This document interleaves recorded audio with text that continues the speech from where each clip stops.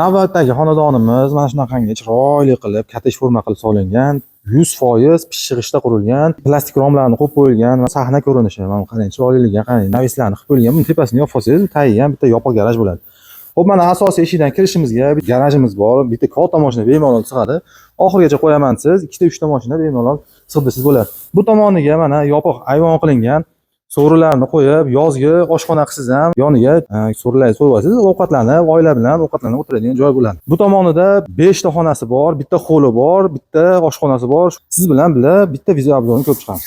Mana asosiy darvozadan kirishimizda to'g'riga shunaqangi qilib kotej forma qilib solingan. Ana remontini qarang, chiroyli qilib hamma yo'g'ini did bilan qurilgan. Xo'p, asosiy eshikdan kirdik, mana kirishimizga mana shunaqangi katta hol qilingan.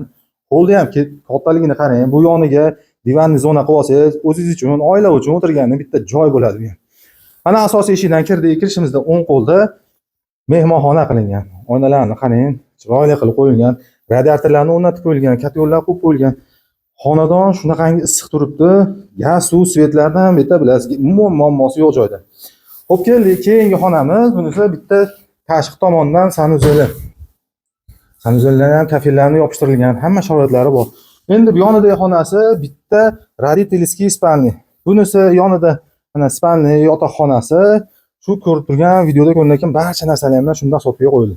Yonida o'zini sanuzel bilan birga. Bu yonida endi keyingi xonamiz detskiy qilib qo'ysa ham bo'ladi. O'lchamlari yaxshi, remontlarini qarang, chiroyli holatda turibdi. Bu parda hamma yo'q, shundaqacha qoladi. Bundan keyingi xonamiz, bunisi bitta bu ham родительский spalni qiling. Holi detskiy spalni qiling. Buni ham o'zini ichida sanuzel bilan birga.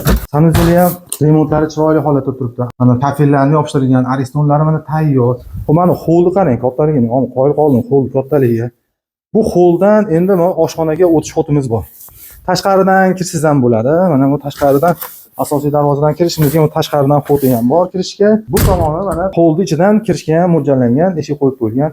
Mana kuxunliklarni qo'yib qo'yilgan, xolodilnik, mana stol-stullar hammasi shundaqacha qoladi. Ovqat pishirib kuydiringizni bu tomondan qilib, yonida ovqatlarni o'tiradigan joylarni qilib qo'yilgan. Manzilimiz Kirgilida, So'g'ir bulog'ida, hamma biladi. So'g'ir bulog'ida ko'chalari ham keng tashalgan. Bu binoyimiz 100% to'liqcha pishirilishda qurilgan. Narxini 129 mingga baholandi.